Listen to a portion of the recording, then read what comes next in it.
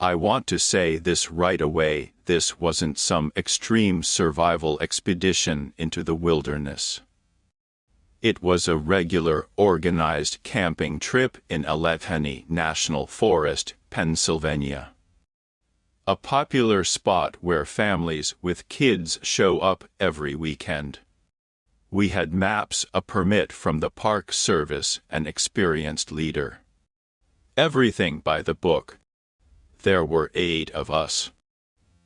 Me, Jake, my girlfriend Emily, her brother Connor, his friend Tyler, 2 sisters Madison and Ashley. And this guy named Brad, one of those confident types who's always first to check out suspicious noises.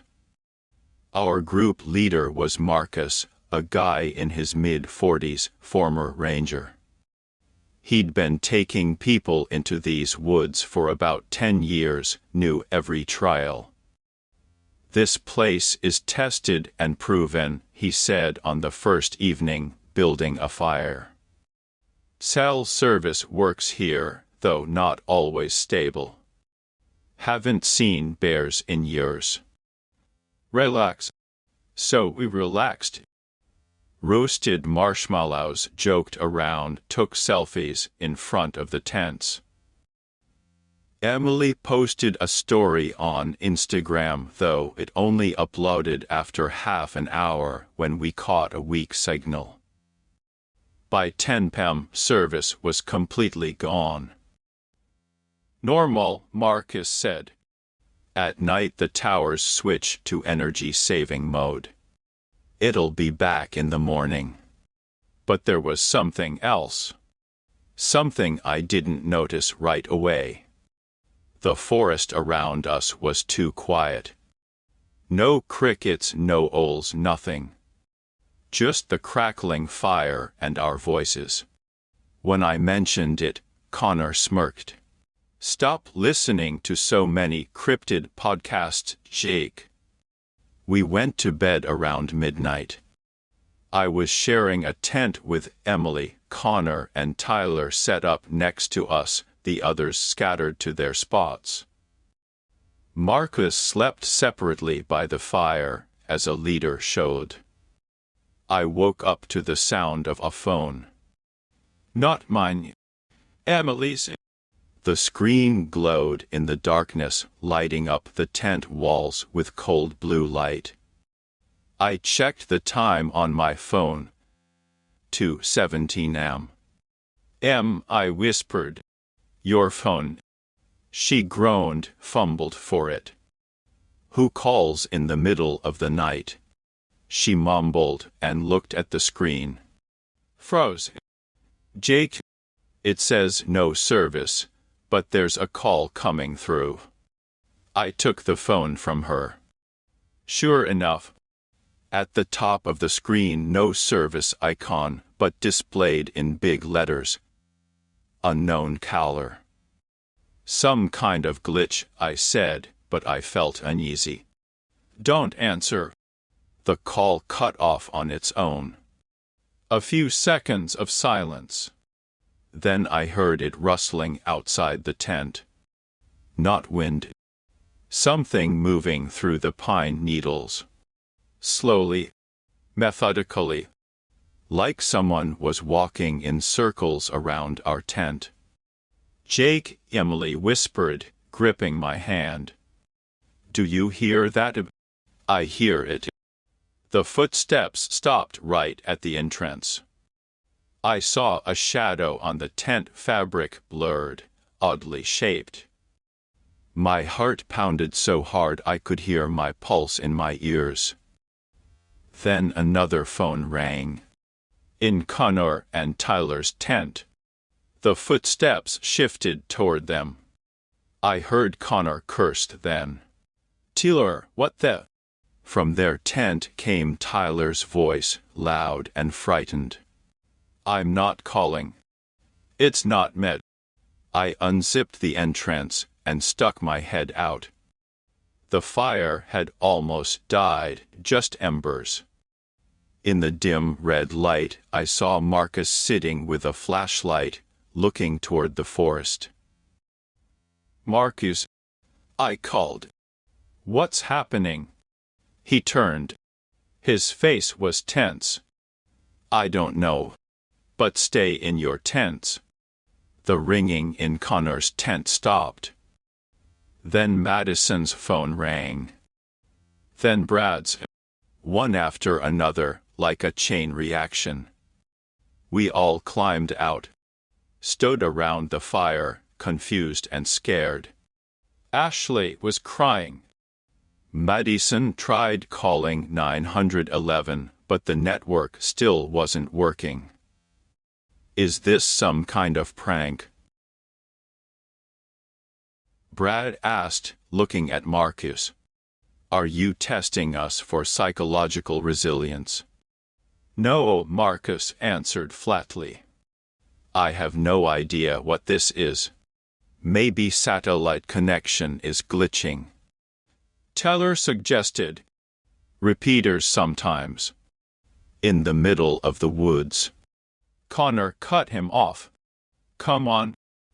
Marcus raised his hand, demanding silence.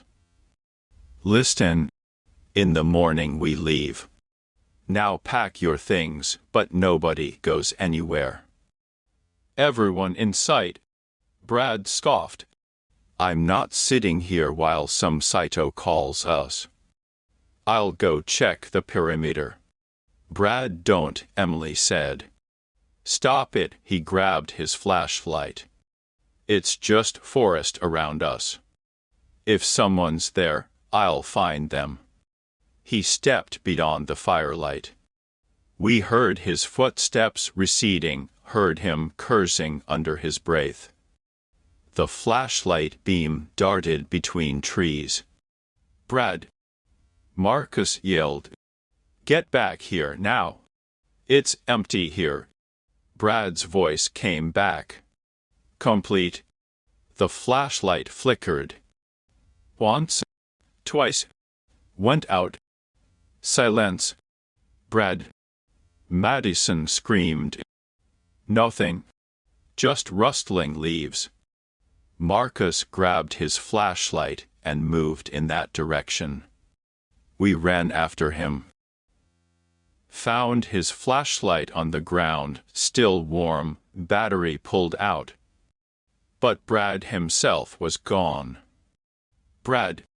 We shouted, shining lights in all directions. Nothing. He'd vanished. Ashley broke down, crying for real. Connor went pale. We need to leave. Right now, he said. At night. Marcus shook his head. We'll get lost. At dawn. 2 hours. We returned to the fire, added more wood. Sat in silence, huddled together. I held Emily's hand so tight she winced. At 3:04 a.m., Madison's phone rang. She looked at the screen and gasped. It's Brad. His number.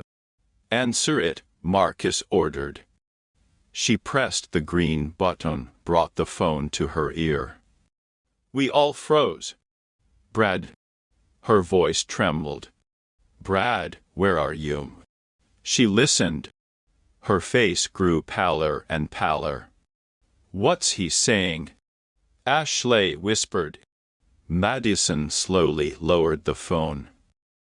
Nothing. Just breathing. And laughing. Quiet laughing. The phone slipped from her hands. I picked it up. The screen showed connected 047. I put it to my ear. Indeed, breathing. Even. Measured. Then a click. And a voice, distorted as if run through a filter. Come find him. The connection dropped. I threw the phone away like it burned my hand.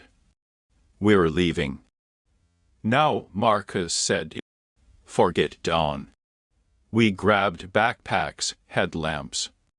Marcus pulled out a compass apps navigator.